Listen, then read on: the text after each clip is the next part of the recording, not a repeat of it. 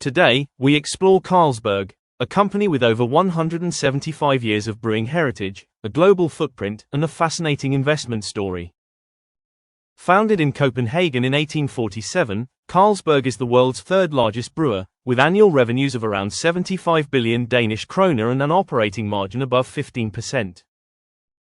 From Denmark to Western China, Carlsberg operates in more than 150 markets, holding the number 1 or number 2 market position in over 20 countries. Carlsberg's story begins with J.C. Jacobsen, a brewer passionate about quality and science, who named the brewery after his son Carl. In 1875, the Carlsberg laboratory revolutionized brewing with scientific breakthroughs like the pH scale and pure yeast cultures. To secure the company's future and fund scientific and cultural projects, Jacobsen created the Carlsberg Foundation, which still holds majority voting control. By the 1860s, Carlsberg was already exporting to Britain, China, and India, building an international reputation for quality. In 1970, Carlsberg merged with rival Tuborg, creating a dominant force in the Danish beer market and adding another flagship brand.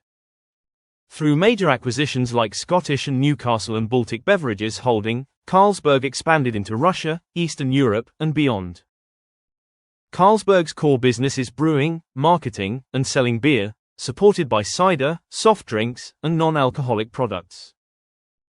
Carlsberg's business is split into Western Europe, Central and Eastern Europe, and Asia, each with different growth profiles. The company leads in 23 markets, using its premium brands to drive growth and maintain strong margins. Carlsberg reaches consumers through bars and restaurants, as well as retail and supermarkets, supported by a vast logistics network. With strong brands, global scale, and a tradition of brewing innovation, Carlsberg holds a durable competitive edge. The flagship Carlsberg Pilsner and Tuborg Green are the backbone of the company's global portfolio. Premium brands like Kronenbourg 1664 and Somersby cider drive higher margins and broaden appeal.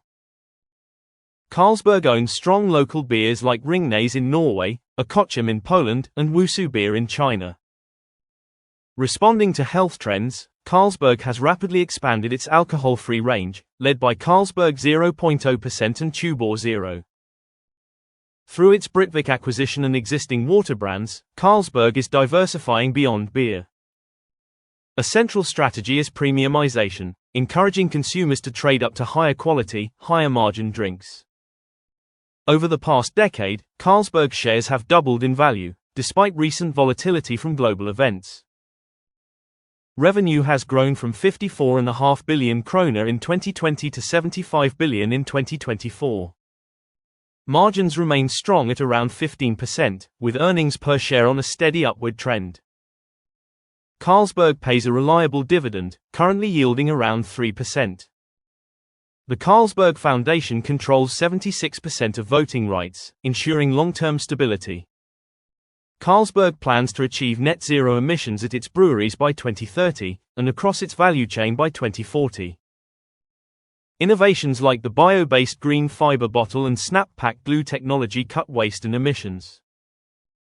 Analysts rate Carlsberg a buy, with an average price target near 985 kroner. Carlsberg combines brand strength, emerging market growth, and stable dividends in one investment. Key risks include economic slowdowns, input cost inflation, and tightening alcohol regulations. With over 175 years of history, Carlsberg is evolving for the future, balancing tradition with innovation and brewing value for investors.